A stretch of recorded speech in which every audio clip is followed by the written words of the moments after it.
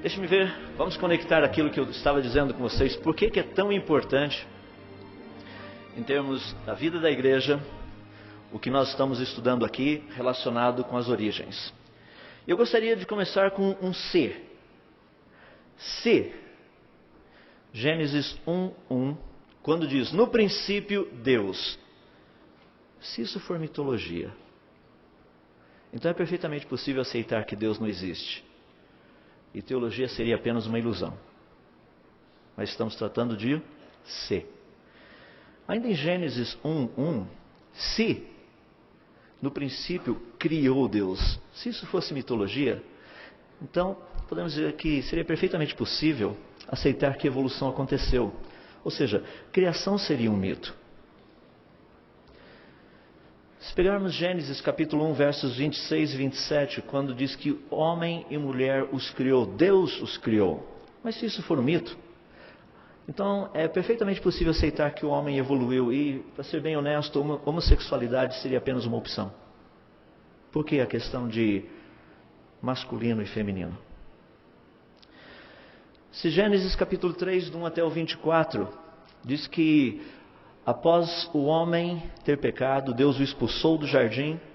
Se isso for mitologia, então não faz sentido aceitar a queda do homem. E pecado seria apenas fruto da imaginação. Se Gênesis 3,15, quando diz que do descendente da mulher viria aquele que iria pisar a cabeça da serpente. Se isso for apenas mitologia, então não faz sentido aceitar a promessa de um Salvador. Salvação não seria necessária. E se estudarmos, por exemplo, Gênesis de 6 até 9, e nesse pedaço vermos que o Senhor Deus manda o dilúvio, onde Ele exerce a sua autoridade como Deus que julga, se tudo isso for mitologia, então também não faz sentido aceitar que haverá um julgamento. Justificação seria irrelevante. A doutrina da criação é extremamente importante. Todas as doutrinas bíblicas baseiam-se em Gênesis. Estude Gênesis do capítulo 1 até o capítulo 11. Se você remover esses 11 primeiros capítulos, não sobra história depois. Não existe razão do porquê as demais coisas acontecem. Esses primeiros capítulos são fundamentais. E eles tratam especificamente da criação. Portanto, se os relatos de Gênesis não forem verdadeiros e literais, o que foi e o que for dito aqui, certamente não terá ou não será de nenhum valor para a gente. Portanto, todos os aspectos relacionados às origens são relevantes. A pergunta que eu gostaria de fazer diante desse contexto é: o que fazer com o criacionismo? Porque esse é um dos grandes problemas que nós enfrentamos, principalmente dentro do contexto das nossas igrejas com os nossos jovens. Ciência ou religião? Nós temos hoje uma dificuldade muito grande, porque muitos dos nossos jovens estão nas universidades e quando eles voltam para as nossas igrejas, a gente até percebe aquele cheirinho de ateísmo por perto. Eu acho que é desodorante, mas é a maneira como eles chegam por ali, cheirando ateísmo. Cheirando incredulidade, cheirando ceticismo. Não para com a universidade, para com o cristianismo. Porque eles buscam por respostas e as respostas não vêm. E a pergunta que eu gostaria de deixar e trabalharmos um pouquinho é essa questão da igreja e o cristianismo. Qual o seu papel? Eu gostaria de trabalhar isso em 4 palestras diferentes, como eu mencionei, e gostaria de começar com um tema que talvez não seja o mais comum. É fazer uma separação que é saudável. Então, vamos trabalhar um pouquinho a respeito disso. Quando nós tratamos da ciência, a ciência praticamente ela trabalha com áreas de estudo relacionadas ao conhecimento. Então, nós temos várias áreas, como vocês estão vendo. A biologia estuda a vida.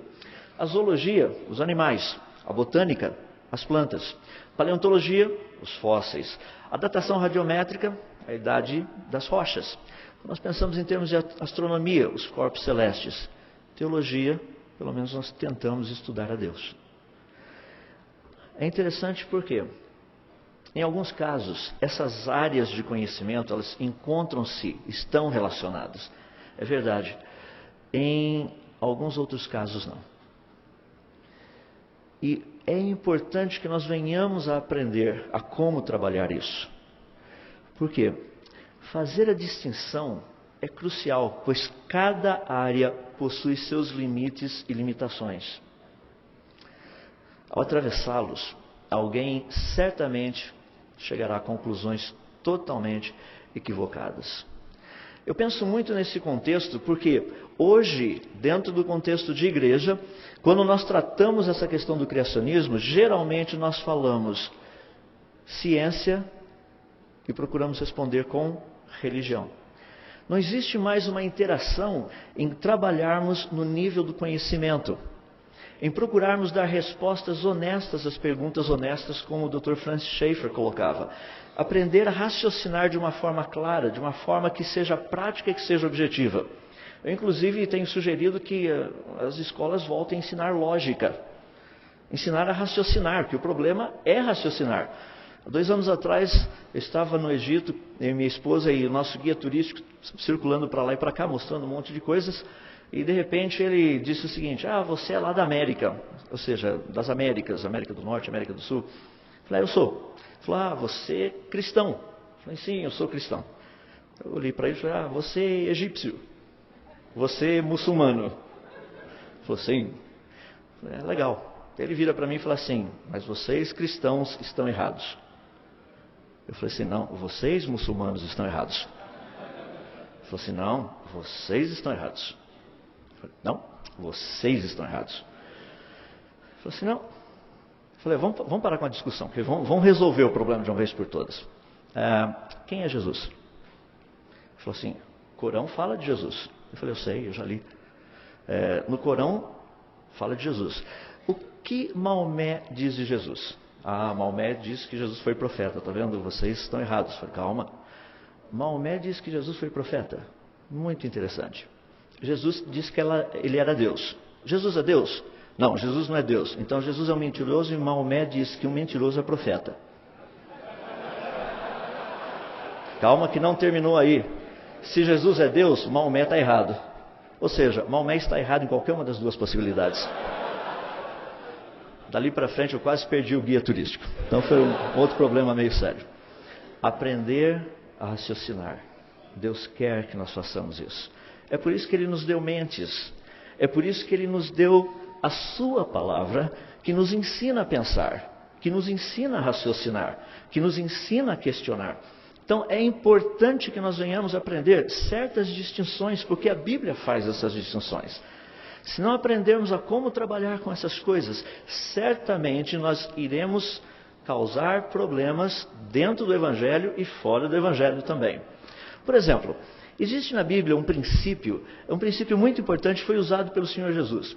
Certa vez um grupo chegou para Jesus e perguntou o seguinte: é lícito pagar tributo a César? Imagina o Senhor Jesus pegando lá todos os rolos do Velho Testamento e abrindo e fazendo exegese, criando um sermão e daí montando a outline, os detalhamentos todos. E de repente ele chega e fala assim: olha, o que eu posso dizer a respeito de tributação é justamente... Não foi isso que Jesus fez? O que Jesus disse? Dai a César o que é de César, dai a Deus o que é de Deus. Simplesmente isso. Ele estava mostrando um princípio muito interessante. Jesus usou ali 2 pesos e 2 medidas? Não, ele não usou. Mas Jesus estava aplicando um princípio de distinção. Separar 2 coisas. Trabalhar com essas 2 coisas de uma maneira e de uma forma independente. Nós sabemos que Jesus estava usando isso, porque não passou muito tempo depois, chegaram para Pedro e perguntaram para Pedro: Pedro, vocês pagam tributo aí e tudo mais, aquele tributo lá do templo? Pedro ficou meio assim, falou: não, sim, claro que a gente paga, nós somos bons pagadores de tributos e coisas desse jeito. Daí chega lá o Pedro em casa, ele nem entrou e Jesus já puxa a conversa e fala: Pedro, o que você acha? E Jesus começa a conversar com Pedro a respeito de pagar o tributo. E é interessante porque Jesus faz uma proposta muito interessante para Pedro. Pedro, vai pescar. Primeiro peixe, se você encontrar, tira lá a moeda e paga por você e por mim. Jesus pagava impostos. Então nós vemos que o Senhor Jesus, trabalha essa questão de distinção, separar coisas. E nós também deveríamos fazê-lo. Por exemplo, quando nós olhamos para todo o universo, tudo que foi criado, essa coisa fabulosa, nós temos uma pergunta muito interessante que aparece lá no livro de Hebreus, no capítulo 11.